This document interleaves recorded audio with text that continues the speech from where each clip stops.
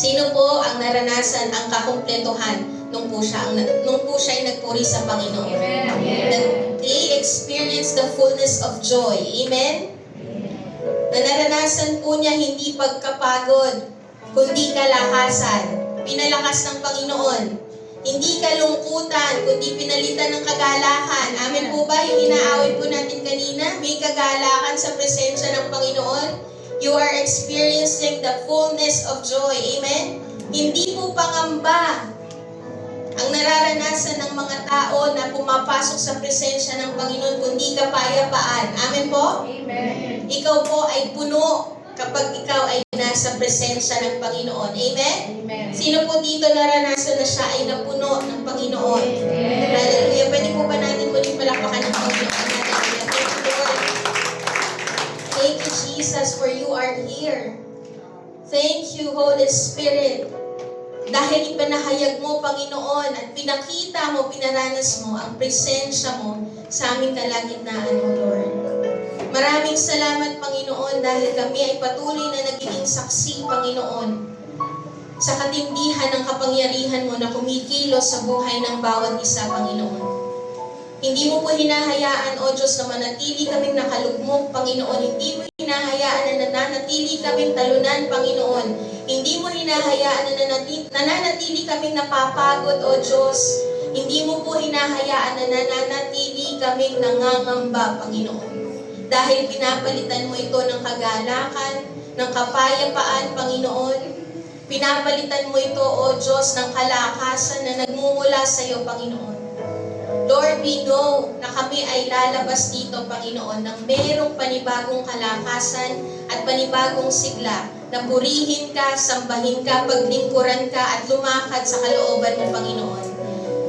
Maraming salamat, O Diyos. Dalangin po namin ngayong umagang ito, patuloy mong imukin, Panginoon, ang aming puso, O Diyos, sa maririnig naming mensahe mo, Panginoon. Hayaan mo, Panginoon, that we will fully understand, Lord God, yung kapangyarihan na ibinigay mo sa amin, Panginoon. Kaya kami ay patuloy na nagtatagumpay, O Diyos. Hindi mo po hinayaan, Panginoon, na kami ay maging talunan sa kaaway, Panginoon. Dahil binigyan mo kami, O Diyos, ng aming mga kakailanganin para kami ay magtagumpay so that we may overcome every struggles, Lord God, that we are facing, Panginoon. You are giving us the power and the strength, Panginoon, para kami ay maging matibay, O Diyos, hanggang sa iyong pagbabalik, Panginoon. Maraming salamat, Panginoon, dahil pinupuspos mo kami. Pinupuno mo kami, Panginoon. Hindi po namin kayang makita ang kapunuan, ang kakumpletuhan at kapuspusan sa ibang mga bagay dahil matatagpuan lamang namin iyon sa presensya mo, Panginoon. Kaya po hindi namin ito ipagpapalit sa kahit na sino pa man o ano pa man, Panginoon. Dahil tunay na napakasarap sa presensya mo, Panginoon. Salamat, O Diyos. Pinupuri ka namin, sinasamba ka namin, dinadakila, binibigyan ng mataas na karangalan, Panginoon, at banal na paggalang, Lord God. Tinatanghal ka namin sa aming buhay, Panginoon, sa tanging pangalan ni Jesus. Amen. Amen. Amen. Palakpakan po natin muna tayo. Today po, ang gusto po ng Panginoon na ipaalala po sa atin at makita po sa ating buhay is ikaw ay maging matibay hanggang sa pagbabalik ni Kristo. Iyan po ang mensahe po na ibibigay po ng Panginoon sa atin ngayong umaga. Matibay hanggang sa pagbabalik ni Kristo. Amen? Sino po dito gustong maging matibay? Amen. Matatag hanggang sa pagbabalik ni Kristo. Amen. Hallelujah. Sino po dito, may tanong lang po ako, sino po dito, ang mensahe po natin ngayon is narinig na ng iba. Naipahayag na po ito nung last 2 weeks ago po yata ng Wednesday. But I know that the Lord will give us a fresh revelation today.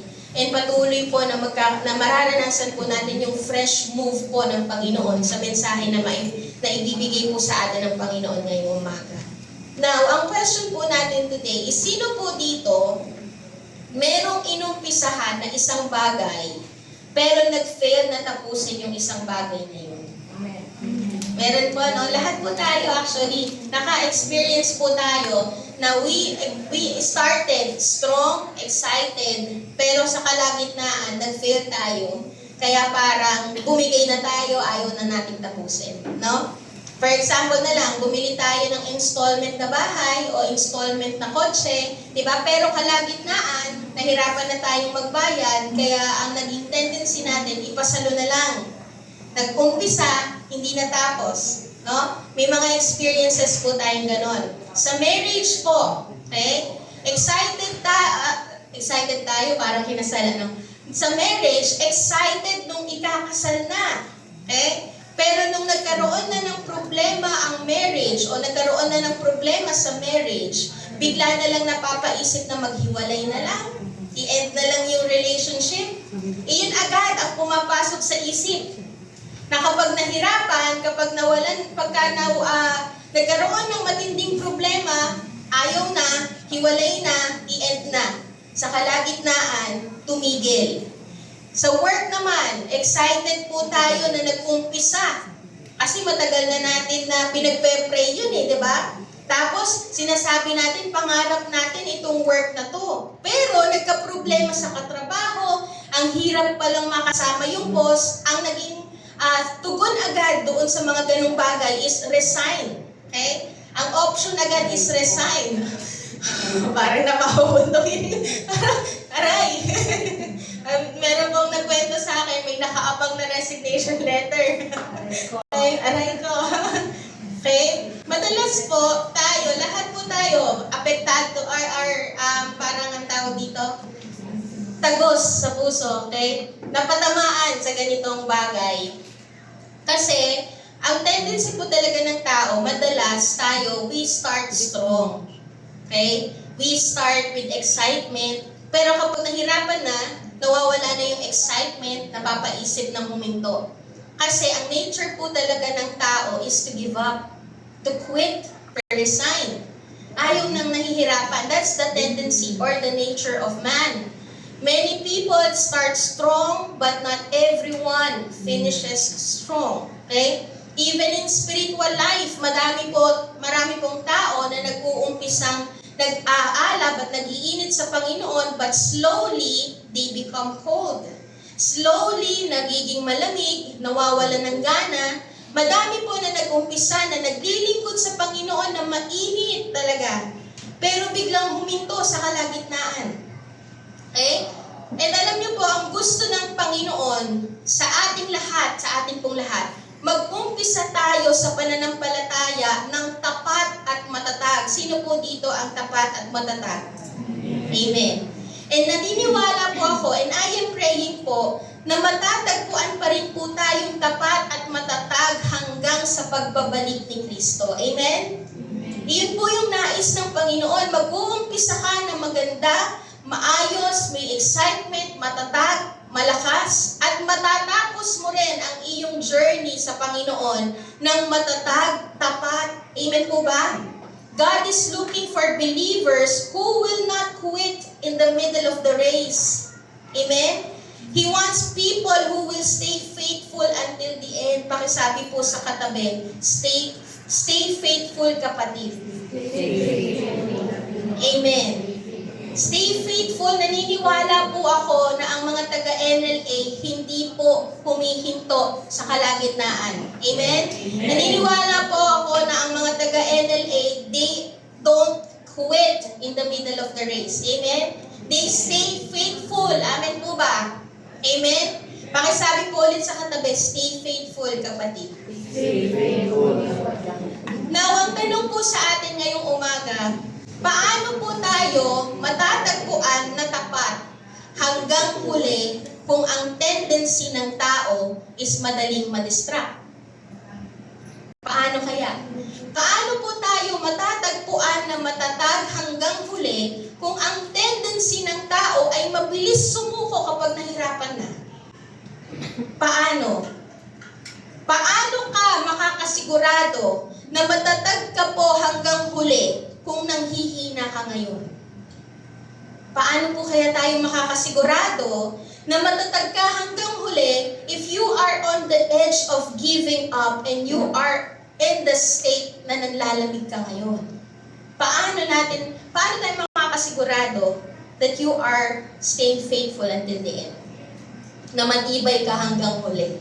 Hanggang sa pagbabalik ng Panginoon. But you know what? Today po, God has a word for you today that will stir up your spirit and will give hope in your life. Na sa kabila po ng kalalagayan natin, mananatili pa rin po tayong matatag hanggang sa pagbabalik ni Kristo. Amen? Amen. Amen? Mananatili kang matatag hanggang sa pagbabalik ni Kristo. Kasi po, doon sa mensahe po na ipapahayag po ng Panginoon sa atin ngayon, is magiging matatag ka, malakas ka, matibay ka hanggang sa pagbabalik ni Kristo. Bakit? Ayun po, naunahan ako ni Gerson. Okay? Because the Lord will sustain and secure your life until He comes. Amen po ba? Grabe, no? Napakasarap na malaman at marinig yung katotohanan na kahit ikaw ay nanlalamig ngayon, kapatid, o kahit you are on the edge of giving up, mananatili ka pa rin matatag at matibay hanggang huli because the Lord will sustain and secure your life until He comes. Amen po ba? Amen? Sino po ang excited na nahaharap po siya sa Panginoon na matibay at tapat? Amen. Sabi po sa 1 Corinthians 1:7-9, ang sabi po dito, ito po yung nakakabigay ng kalakasan po sa atin.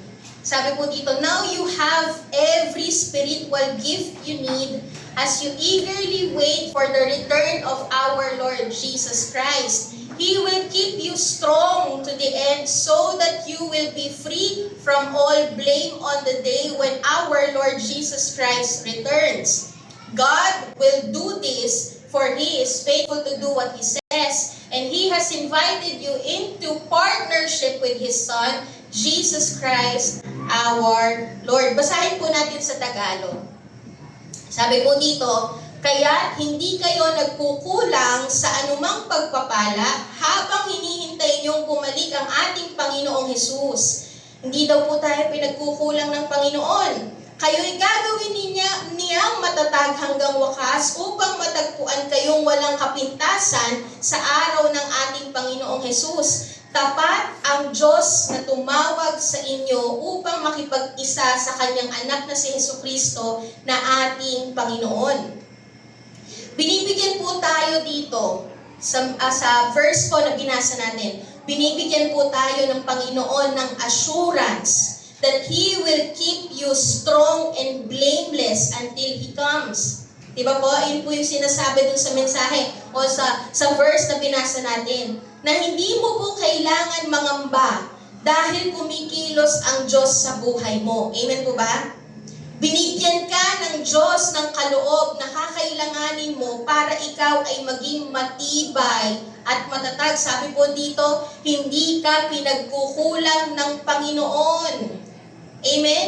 Hindi po daw tayo pinagkukulang ng Panginoon. Binibigyan ka ng Panginoon ng kaloob na kakailanganin mo para ikaw ay maging matibay hanggang sa Kanyang pagbabalik at matagpuan na walang kapintasan. Amen? Kung ang nature po ng tao is to easily give up and to not finish what they started, ibahin natin si Lord. Amen po ba? Ibahin po natin ang katangian ng Panginoon. Kasi yung sabi nga po sa Philippians 1:6, diba? He who began a good work in you will make it to completion. Amen? Si Lord po kasi, ang kanyang katangian, kapag may inumpisahan siya, tinatapos niya ito ng kompleto. Amen po ba? Sino po naniniwala doon? And sino po yung talagang tinatanggap yung katotohanan na yun sa kanyang buhay? Na kapag may inumpisahan si Lord, tinatapos niya ng may kakumpletuhan. Okay? Ang bagay na inumpisahan ng Diyos sa iyo ay tatapusin niya. At tatapusin niya ito ng maganda at may katagumpayan. Amen? Amen? Kaya po makakasigurado tayo na tayo ay matatagpo ang matatag at tapat hanggang sa kanyang pagbabalik. Amen po ba? Dahil nung nag-umpisa kang manampalataya sa Panginoon, hindi po siya hihinto na kumilos sa buhay mo. Amen po ba? Amen. Ito pong verse po na binasa natin sa 1 Corinthians 1, 7 to 8 or 7 to 9. Ang background po ng mga Corinthian church is marami po silang issues. Ganun po ang church ng Corinth. Maraming issue po ang dinil ni Paul sa kanila. Na magpapatanong ka na lang kung talagang magiging matatag ba tong church na to. Magiging matuwid ba talaga tong church na to hanggang sa pagbabalik ni Kristo. Kasi ang dami nilang issue eh. There is division, ang dami nilang issue. Ano ba yung mga issue nila?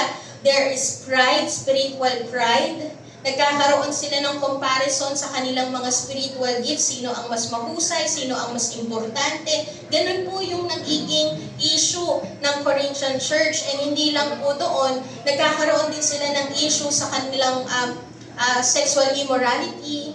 Yun po yung kanilang mga issue. Ang daming nagiging issue. Pero sa kabila po ng mga issues ng Corinthian church, hindi po sila sinukuan ni Paul. Sa kabila po ng naririnig na issue at nakikita ni Paul na issue sa Corinthian church, hindi po siya sumuko na maniwala na magiging matatag at matuwid ang Corinthian church until the end. Amen po ba? Iyon po yung sinabi niya eh. Pababanalin kayo ng Panginoon, patitibayin kayo ng Panginoon hanggang sa kanyang pagbabalik. Kasi, bakit nasasabi po ni Paul to? Kasi yung confidence ni Paul is not on the ability of the people in the church. The confidence of Paul is on the ability of God to finish what he had started. Ang confidence po ni Paul is hindi sa kakayanan ng tao, kundi sa kakayanan ng Diyos na yung inumpisahan ng Diyos ay kanyang tatapusin ng kompleto. Ang confidence po ni Paul is nasa katapatan ng Diyos. Amen po ba? His confidence is in the faithfulness of God. That when God begins, God continues. Amen? Sino po ang nai-stir up ngayon? Na kapag may inumpisahan si Lord sa'yo, siguradong tatapusin niya. Amen? At kukumpletuhin niya. That if God start something, He will finish it. Amen? God will never start anything without completing it. Amen po ba? Amen? Kaya po hanggang huli, merong gagawing pagkilos ang Panginoon. Amen po ba? Amen? Kumikilos ang Diyos sa buhay natin. Amen po ba? Amen. Ano po ang ginagawa ng Panginoon? Na magbibigay sa atin ng confidence na magiging matibay tayo hanggang huli. Una po is, the Lord will supply all your needs. Naniniwala po ba tayo dito? I know na masarap siyang pakinggan. Tama po ba? Masarap pakinggan that the Lord will supply all your needs. But the question is, tinatayuan po ba talaga natin? At talagang naniniwala at nananampalataya po ba tayo sa bawat salita ng Panginoon na isusupply niya ang pangangailangan natin? Amen? He will supply all your needs. Ang sabi po ng Panginoon, next verse po natin, now you have every spiritual gift you need as you eagerly wait for the return of our Lord Jesus Christ. Ang sabi po dito, lahat ng bagay na kakailanganin mo sa lakbayin mo bilang Kristiyano ay ibinigay na sa iyo. Simula pa lamang po na ikaw ay nanampalataya sa Panginoon, lahat ng kailangan mo daw po para ikaw ay maging matibay at matagumpay sa lakad mo bilang isang mananampalataya at bilang isang Kristiyano, nasa iyo na. Amen po ba? Pakisabi, nasa iyo na ang lahat. Amen. Huwag niyo nang kantahin. Baka kumanta po kayo, Papa Daniel, ano tayo dito. Nasa iyo ang lahat daw, sabi, every spiritual gift you need. Lahat, ang sabi sa Tagalog, hindi ka pinagkukulang ng Panginoon sa pagpapala. Naniniwala po ba tayo dito? Na hindi tayo pinagkukulang ng Panginoon. That the Lord is my shepherd, I lack nothing. Yun po yung sinabi ng Panginoon eh. The Lord is my shepherd, I lack nothing dahil ang Diyos ang aking mabuting pastol, hindi ako nagkukulang. Amen po ba? Amen? That the Lord will supply all your needs. Yung sinasabi po dito is hindi yung parang you are financially stable na ang daming digits sa bank account mo. Hindi po yun. Okay? Ang sinasabi po dito na hindi ka pagkukulangin ng Panginoon sa panahon na kakailanganin mo ang mga bagay-bagay, ibibigay ni Lord. Amen po ba? Amen? Hindi ka niya pagkukulangin, lagi niyang ibibigay ang pangangailangan mo sa mga oras na kailangan mo siya. Amen po ba? Para hindi ka umasa sa bank account. Umasa ka sa pastol natin. Amen po ba? Amen? Hindi po yung parang financially stable kasi ikaw po ay, pag ikaw ay financially stable, aasa ka lang sa finances. Pero pagka hindi mo makita na merong panglaman yung bank account mo, talagang wala kang ibang aasahan kundi ang pagpo-provide ng pastol natin. Amen po ba? Iyon po yung sinasabi ng Panginoon. Ang tanong po sa atin ngayon, tunay po ba talaga na tinatayuan natin that the Lord will supply all our needs? Na nasasabi natin ito sa mga panahon na walang laman ng bank account. Kasi madali pong sabihin that the Lord will supply all my needs kapag may laman ang bank account. Pero pag wala na, tunay po ba na nasasabi natin hindi pa rin ako pinagkukulang ng Diyos? Kasi lahat ng pangangailangan ko ay binibigay ng Panginoon sa akin. Kapatid, patuloy po nating tandaan na kapag ikaw ay na kay Kristo, hindi ka niya pababayaan.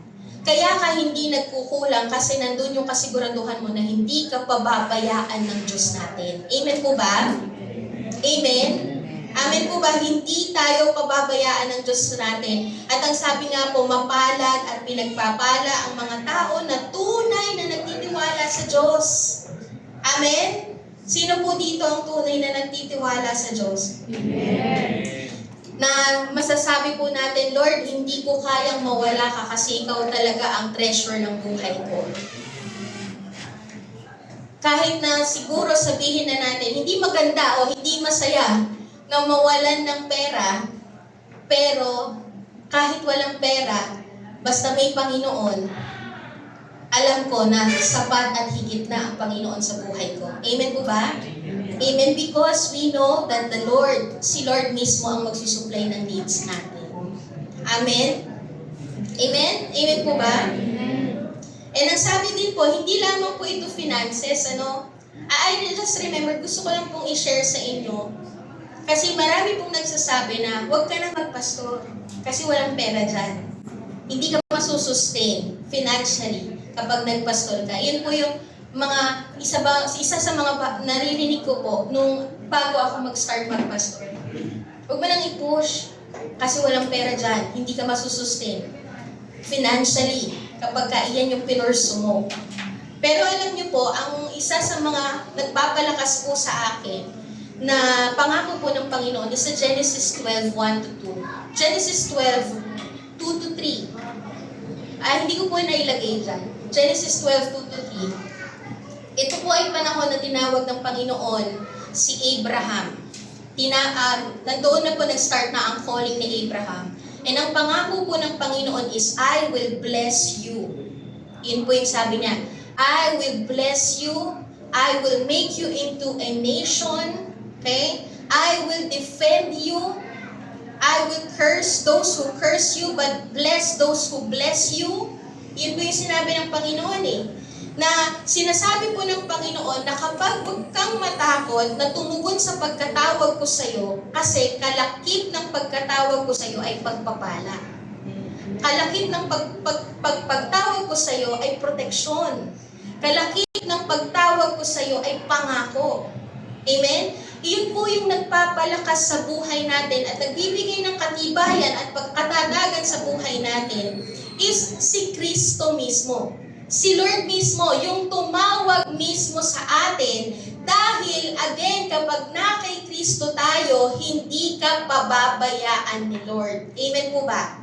Amen? Naniniwala po ba tayo doon?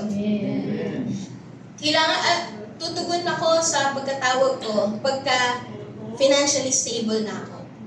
Kapag okay na lahat, alam niyo po, ang stability ay matatagpuan kay Lord.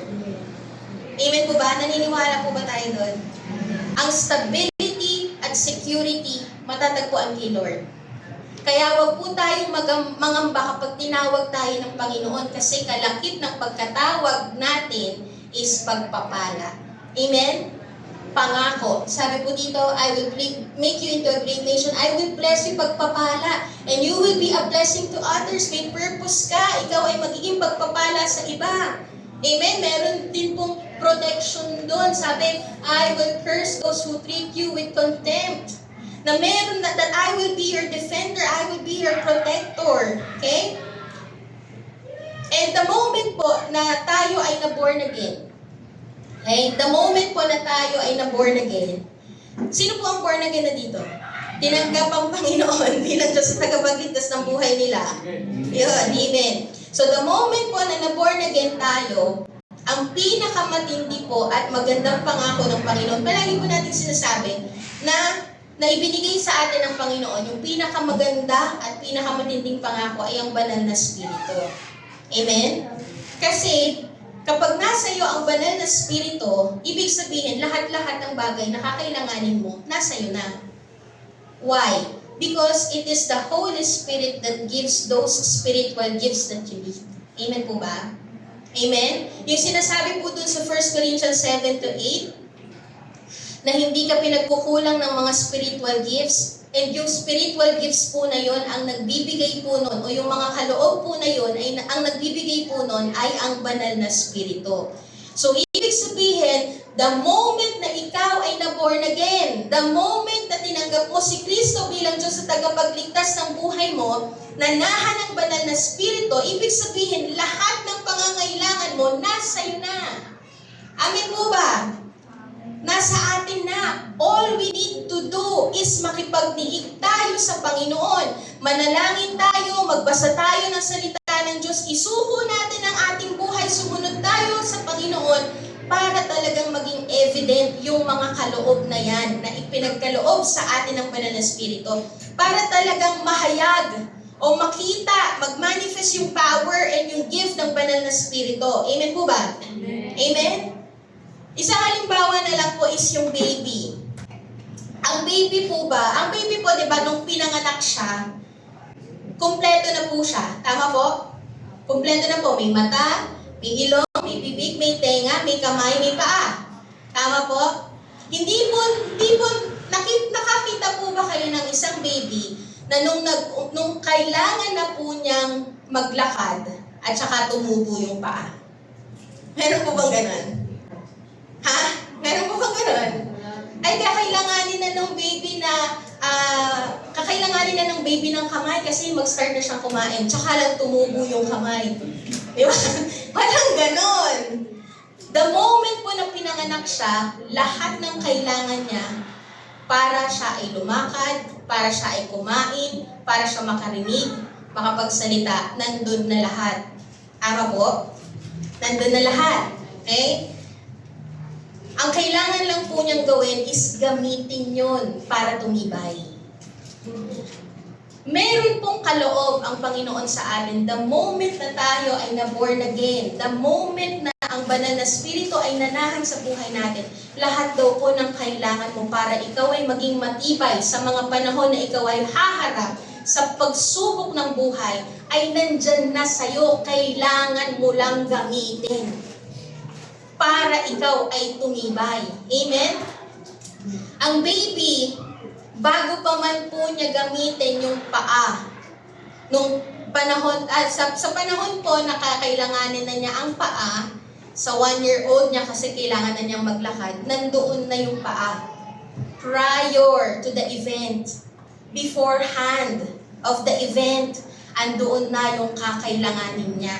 Nakikita po ba natin yung relasyon po natin sa Panginoon na bago ka pa man po humarap sa mga pagsubok, nasa iyo na ang kakailanganin mo para maging matagumpay ka sa pagharap sa pagsubok. Amen? Kapag ka ikaw ay humarap sa mga chaotic situation, magulong sitwasyon, di ba? And you needed peace. The peace is already inside of you. Why? Because the Holy Spirit is the giver of peace. Amen po ba? Amen? Kailangan mo lang po talagang makipagniig sa Panginoon. Kailangan mo lang po talagang gamitin yung gift na binigay ng Panginoon sa atin. Kapag kakailanganin natin na magalak sa mga panahon na tayo ay nalulungkot o grieving because of the situation, the joy is already inside of you. Why? Because the Holy Spirit is in you and He is the giver of joy. Amen po ba? Nakikita po ba natin? Lahat ng kailangan mo nasa iyo na beforehand pa. Prior to the said event na kakaharapin mo para ikaw ay magtagumpay, nasa iyo na yung kakailanganin dahil nasa iyo ang banal na Espiritu. Amen? Amen? Amen. Sabi din po sa Colossians 2:10, and you have been filled in Him, who is the head of all rule and authority. Sabi po, puno ka. Kapag ikaw ay na kay Kristo, ikaw ay puno. Amen? Sa ibang version po ang sabi, and you are complete in Him. Okay? Next slide po. You are, second, sa Colossians 2:10. And sabi po doon, you are filled in Him. Next slide. Sa ibang version, you are complete. Kumpleto ka. Amen? Hindi ka kulang. Amen po ba? Next slide. You have been brought to fullness. Ikaw ay puno. Hindi ka nagkukulang. Amen? Hindi ka pinagkukulang ng Diyos. Amen po ba? God has richly empowered you. You were not lacking spiritual gifts that you need para magtagumpay at maging matatag at matibay kahit na may struggle kang kinahaharap.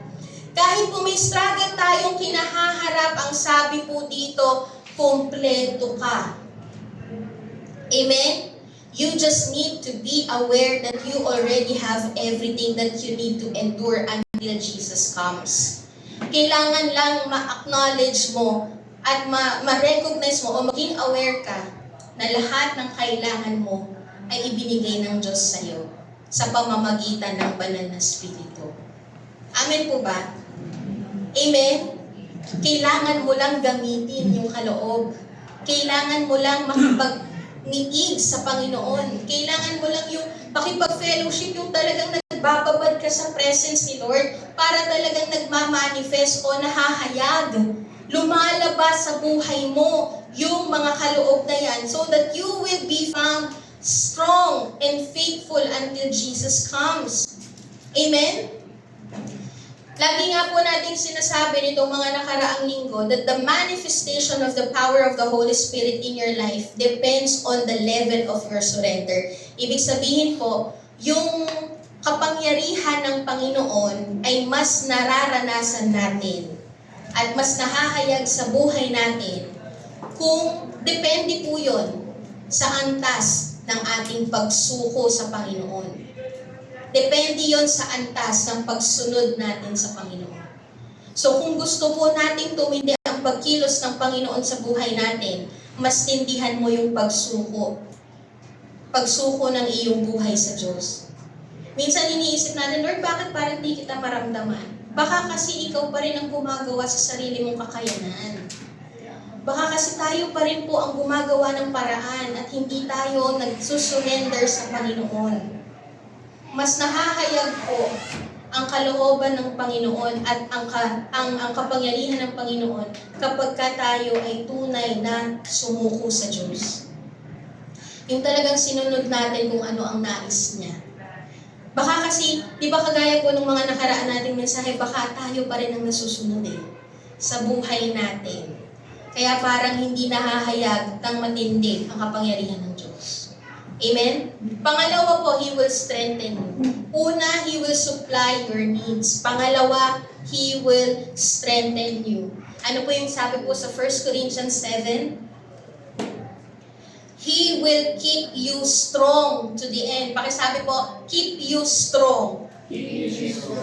Sa ibang version po, ang sabi po doon, He who will also confirm you to the end. Confirm. Pag sinabi po natin confirm, next slide, ito po ay galing po sa Greek word na bebayose. Okay? Ibig sabihin po noon to establish. Meaning to say, itatatag ng matibay o patatatagin ng lubusan. Diba ang sarap po na ganito pala ang ginagawa ng Panginoon sa buhay natin? Pinapatatag ka. Amen po ba? Ang ginagawa ng Panginoon, itatatag ng matibay talaga ang ating buhay. Ang sabi din po to make stable. Ibig sabihin po nun, gawing matatag o patatagin. Secure. Yun yung ibig sabihin ng confirm. Sinisecure ka. Sinisigurado ang kaligtasan mo. Sinisigurado ang pagpapatibay sa buhay mo. Amen? Nandoon na sinisigurado ng Panginoon na ikaw ay matibay hanggang huli. Amen po ba? He is confirming you. Ibig sabihin din po nun is may guarantee. Binibigyan ka ng katiyakan. Amen po ba? Sino po dito ang na-excite na sa ginagawang pagkilos ng Panginoon? Ang sabi din po sa ibang version, He who will sustain you to the end. Pag sinabi nating sustain, lahat daw po ng pangangailangan mo para ikaw ay maging matatag ay ibibigay ng Panginoon sa atin. Amen po ba? Ipinapakita po ng Diyos dito that His preserving power is working in us, through us, and around us. Kahit na anuman po daw ang struggle na kaharapin mo, you will withstand it. Mapagtatagumpayan. Amen? Mapaglalabanan. Bakit? Kasi si Lord ang nagsusustain. Kasi si Lord ang nagpapatibay. Si Lord ang nagbibigay ng kalakasan para ikaw ay magtagumpay. Amen po ba? Amen? Sabi po sa Philippians 4:12, ano po yung sabi doon? Familiar po tayo sa verse na to. Philippians 4:12-13. Ang lagi po natin naririnig is, I can do all things through Christ who strengthens me. Pero bago po natin ito makita at ma-appreciate talaga na pinapalakas tayo ng Panginoon, kailangan muna natin makita ano ba ang pinagdaanan talaga ni Paul. Para talagang maging matindi sa atin yung dating na pinalalakas ka ng Panginoon. Ano po yung sabi sa verse 12? Ano po yung sabi doon? I know how to be brought low. And I know how to be abound. I know how to abound. In any and every circumstance, I have learned the secret of facing plenty and hunger, abundance, and need.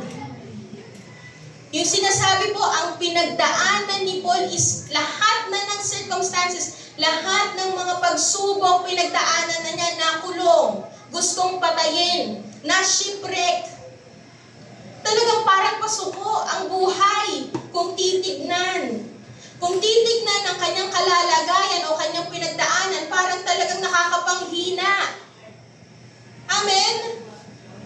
Kasi naranasan kong maging full, naranasan kong magutom. Yung sinasabi po natin dito na kapag ikaw ay stable in the presence of God, you are full in the presence of God, hindi po natin sinasabi na talagang hindi ka na makakaranas ng mga pagsubok. Pero kahit anumang pagsubok ang kaharapin mo, magtatagumpay ka. Amen? Kasi kapag na kay Kristo ka, tagumpay ang dulo. Amen po ba? Tagumpay po sa mga Kristiyano kapag na kay Kristo sila. Amen po ba? Kapag nagtiwala tayo kay Kristo, tagumpay lagi ang Kristiyano. Kasi pinalalakas tayo ng Panginoon. Ganoon po sana natin makita yung katindihan ng sinasabi that I can do all things through Christ who strengthens me. Because in every circumstance, sabi, anuman at sa lahat ng aking pinagdadaanan at pagsubok, nagutom ako, napuno ako, nawalan ako, nagkaroon ako, nananatili pa rin akong matibay at malakas. Bakit? Pinalalakas ni Kristo.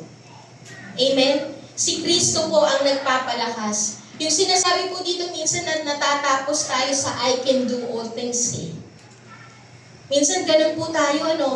Natatapos tayo sa I can do all things. Natatapos tayo doon sa I can. Pero hindi natin nakikita na si Kristo ang kailangan natin para tayo ay maging malakas. Amen? Dito po sa sinasabi sa I can do all things through Christ who strengthens me. It is not about the I. It is about Christ. The importance here is Christ, not the I. Because I is empty and weak without Christ. Lagi po natin tatandaan, si I,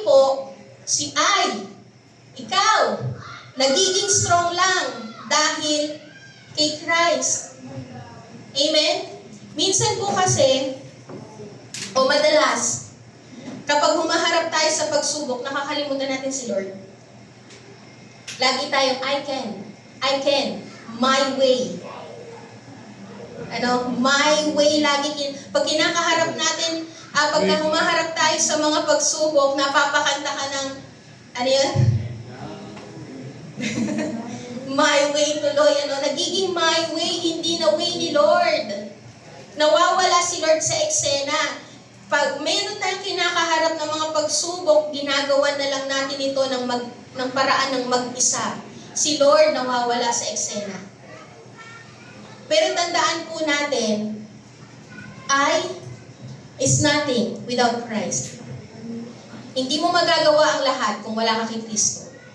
Hindi mo magagawang magtagumpay at maging malakas hanggang huli kung inaalis mo si Kristo sa picture ng buhay mo. Amen po ba? Amen? Amen. Pangatlo po, He will make you spotless. Hindi ka lang palalakasin ng Panginoon, but He will make you spotless. Free from all blame. Next slide. Free from all blame. Ang sabi din po sa ibang version, you may be blameless in the day of our Lord Jesus Christ. Blameless. Pag sinabi natin blameless, it comes from the Greek word anekletus. Ibig sabihin po, free from accusation. Pag sinabi natin free from accusation, walang maibibintang sa'yo. Malaya sa paratang, walang kapintasan. Amen? Iyan po yung sinasabi na blameless. Hindi po ito yung ibig sabihin na perfect ka on your own. Pero ito ay yung wala kang kapintasan na haharap sa Diyos kasi pinabanal ka ng Panginoong Hesus.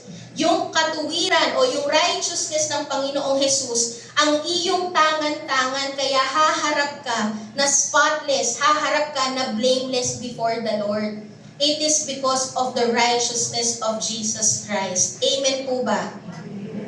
Ang isang bride po, gusto po ng Panginoon, haharap siya ng malinis. Sa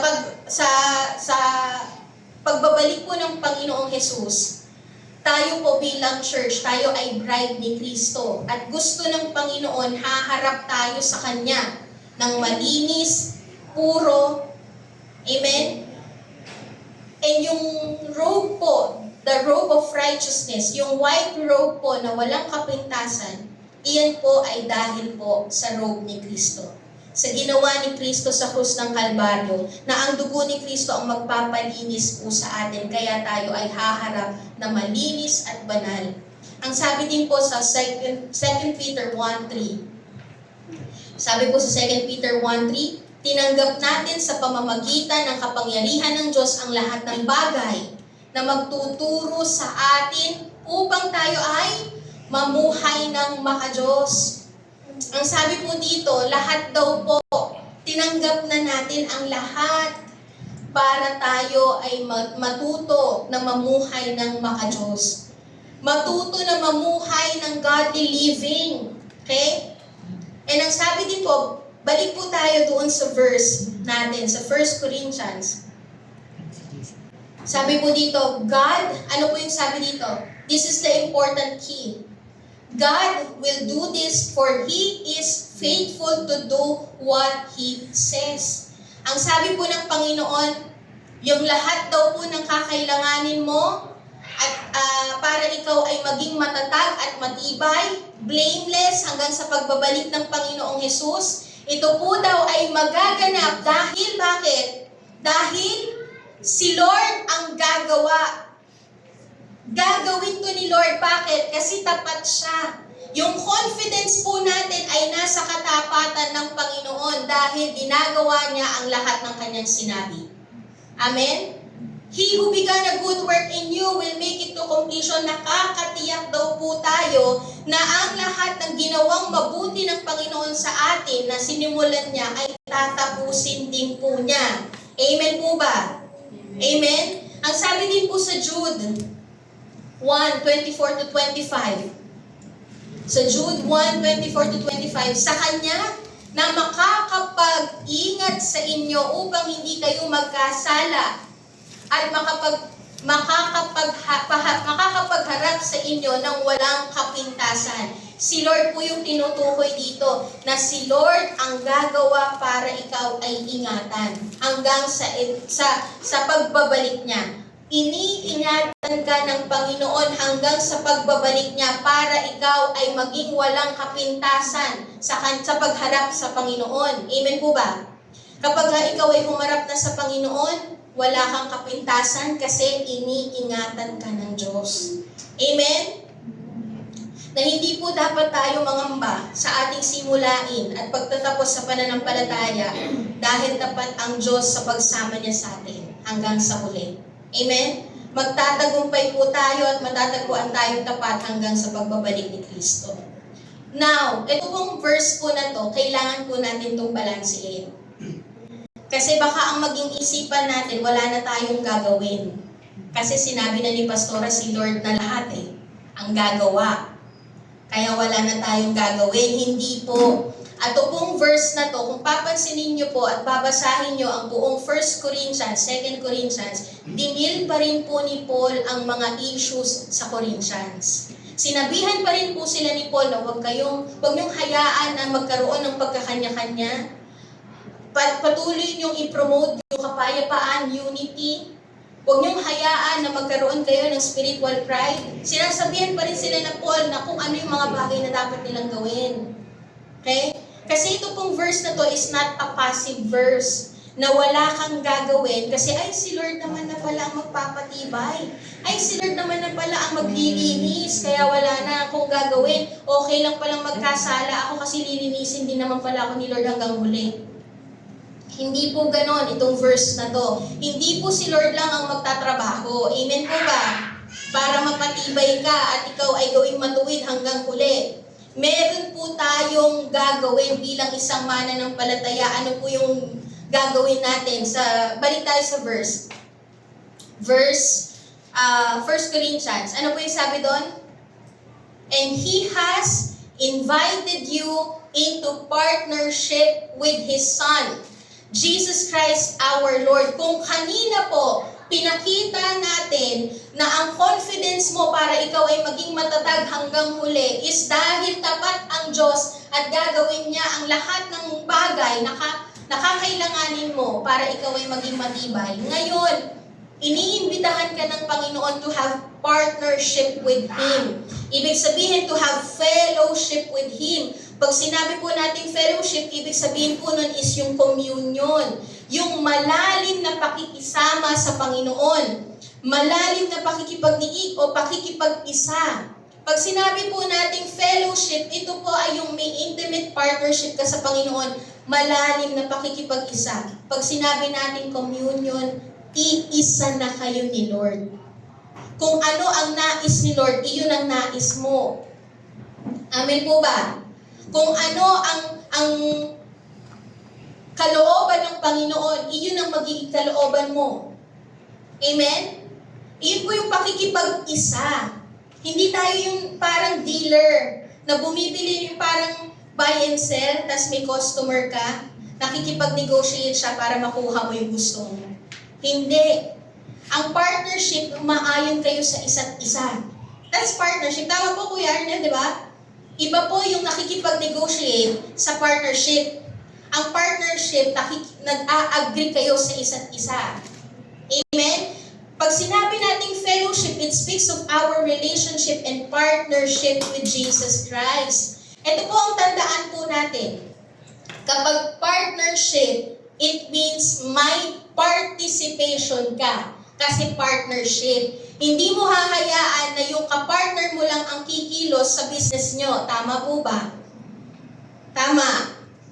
Kailangan may ginagawa ka rin kasi partner nga kayo eh. May participation both sides. Tama po ba? Pag partnership. So, yung kaninang ginawa ng Panginoon, mangyayari yan kung nakikipag-partner ka kay Lord. Kung nagpa-participate ka kay Lord. Amen? Kapag partnership, it means nag-a-agree kayo sa isa't isa.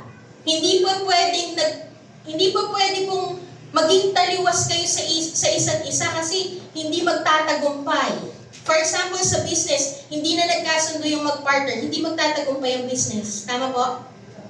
Ganun din po sa atin. Hindi po natin mararanasan ang nais ng Panginoon kung tumataliwas ka sa gusto ni Lord. Amen? Ang gusto ni Lord, pumunta ka sa kanan, ikaw naman punta ka ng punta sa kaliwa. Ang gusto ni Lord, maglingkod ka, ikaw naman ayaw mong maglingkod. Ang gusto ni Lord, magpatawad ka, ikaw naman lagi kang bitter. Diba? Ang gusto ni Lord, i-preserve mo yung sarili mo, pero ikaw ayaw mong i-preserve yung sarili mo, ginagawa mo pa rin kung ano ang gusto mo. Hindi partnership yun. Amen? Pag sinabi po nating partnership, nag-a-agree kayo sa isa't isa. Nakikiisa ka, nagiging iisa ang layunin nyo. Kung saan gustong pumunta ni Lord, makikiisa ka na pumunta doon. You are being one with Christ. Amen po ba? You are being one with Christ. Amen? I-flash po natin yung video. Nandyan po yung video. Pwede po ba natin i-flash? Meron lang po akong ipapakitang video sa inyo. Bibilisan lang natin yung video na to.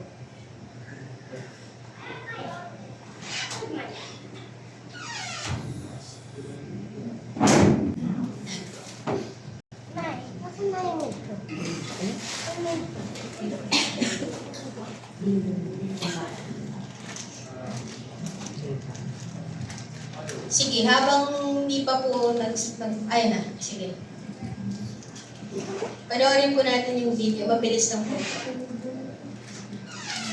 Ito pong video na to is pinapakita po kung paano gumawa ng glass o glass bottle.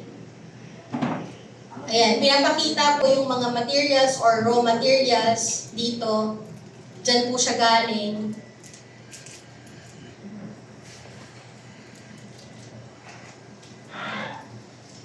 Tapos po, kailangan po padaanin po siya sa mainit o sa fiery furnace. Ayan, nakikita po natin yun na yung product po, yung process na ginagawa po doon sa bottle, sa glass bottle.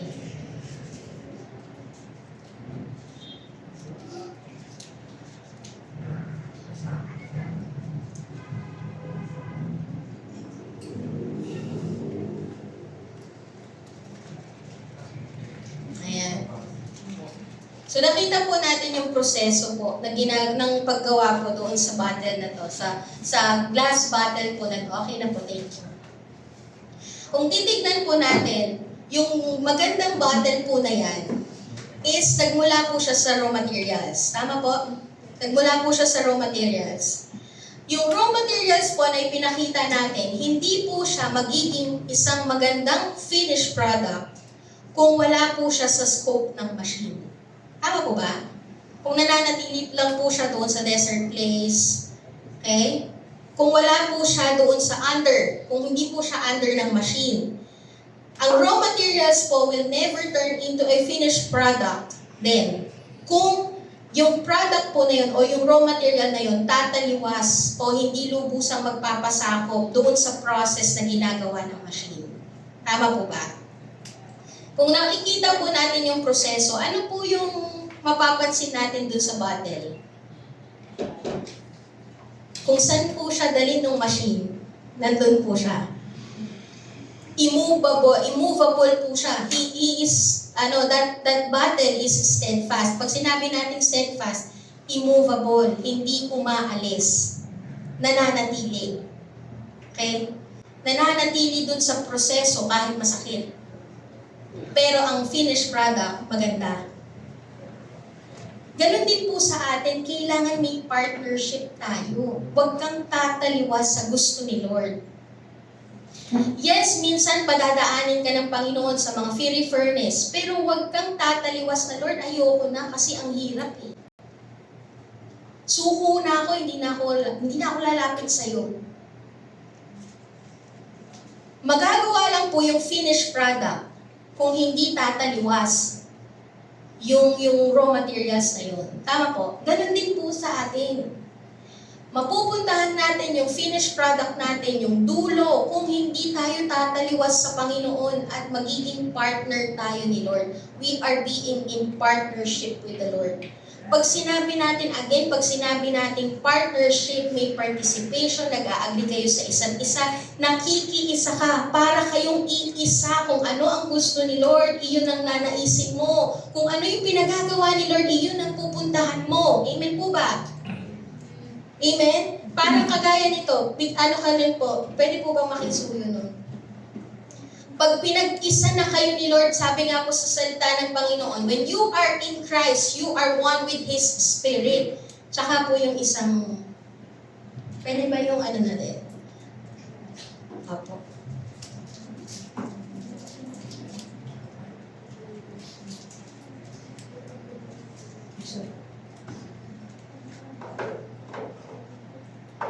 Ayan. Pag sinabi po natin we are in fellowship with the Lord, we are in partnership with the Lord.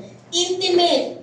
You are loved with each other. Bonded. Okay? Next slide po. Paki-flash po yung next slide. Pag sinabi po natin fellowship, ibig sabihin you are attached, glued, united, sabi doon, bonded with Christ. You are attached, glued, united, merged. Nagiging isa kayo. If you are in Christ, sabi sa salita ng Panginoon, if you are in Christ, you are one with His Spirit. You are one. Iisa kayo. Parang kagaya nito. Ikaw to, ang Panginoon to, pag pinagsama po natin siya, nagiging iisa na kayo. Kaya po bang paghiwalayin? Hindi na, no? Hindi na. Hindi na po, no? Hindi na kayang paghiwalayin. Pagka ikaw nakipag-partnership kay Lord, ang desire ng puso mo, Lord, ayoko nang lumayo sa'yo. Yun po yung desire ng puso ng mga tao na tunay na nakita yung kagandahan ng nakikipag-fellowship sa Panginoon. I am being one with you, kaya hindi na ako lalayo sa'yo, hindi na ako tataliwas sa nais mo, kasi nakikita ko na yung nais mo sa akin ay mas maganda kesa sa plano ko. Amen po ba? Hindi na tayo mapaghihiwalay. Amen? We need to personally walk with Him daily. Surrender and obey the Lord. Participating in worship and service, wag nating alisin yung mga bagay na nagpapalakas sa atin kasi alam natin hindi natin kaya apart from Christ. Amen? Yung ay walang kwenta kung wala si Christ. Wala pong mangyayari na I can do all things kung wala yung Christ who strengthens me. Amen? I am praying po na ganito yung maging puso po natin na kapag pinag-isa tayo ni Lord, ayaw na nating lumayo sa Kanya. Lord, ayoko nang sumuko.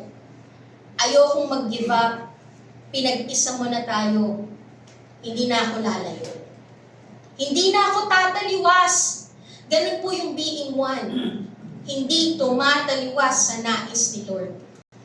Amen. Kung ano ang gusto ni Lord, nanaisin natin.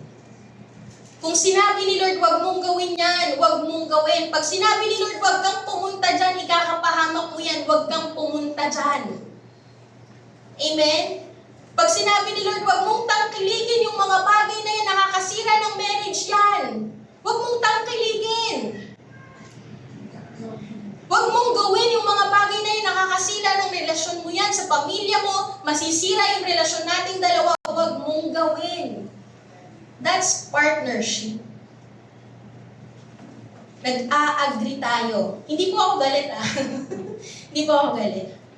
Gusto lang po natin talagang bigyan ng diin na talagang makipag-isa tayo kay Kristo. Amen? Amen po ba? Amen. I am praying po, ganun po yung maging puso natin. Na tayo ay matibay hanggang sa pagbabalik ni Kristo dahil we have this confidence that God is faithful. Na kung ano ang inumpisahan ng Panginoon, siyang tatapusin din niya. Amen po ba? And the Lord wants us to have partnership with Him. Sumunod tayo, isuko natin ng tunay ang ating buhay. Amen? Basahin po natin ulit Philippians 1:6. Nakatitiyak akong ipagpapatuloy ng Diyos ang mabuting gawain na sinimulan niya sa inyo hanggang sa araw ng pagbabalik ni Kristo Jesus. Ang inumpisahan ng maganda ng Panginoon ay tatapusin niya hanggang sa kanyang pagbabalik. Amen? Sa 1 Corinthians 1:7-9, kaya hindi kayo nagkukulang anumang pagpapala habang hinihintay niyong bumalik ang ating Panginoong Hesus. Kayo'y gagawin niyang matatag hanggang wakas upang matagpuan kayong walang kapintasan sa araw ng ating Panginoong Hesukristo. Tapat ang Diyos na tumawag sa inyo upang makipag-isa sa Kanyang anak. Sabi ng Panginoon, makipag-isa sa Kanyang anak na si Hesukristo na ating Panginoon. And I am saying to all of you, lahat po, sinasabi ng Panginoon, magiging matibay tayo hanggang sa pagbabalik ni Kristo. Sino po dito gustong matibay hanggang sa pagbabalik ni Kristo? Patitibayin po tayo ng Panginoon. Amen? You just need to surrender and obey the Lord. Amen? Pwede po ba tayong tumayo lahat?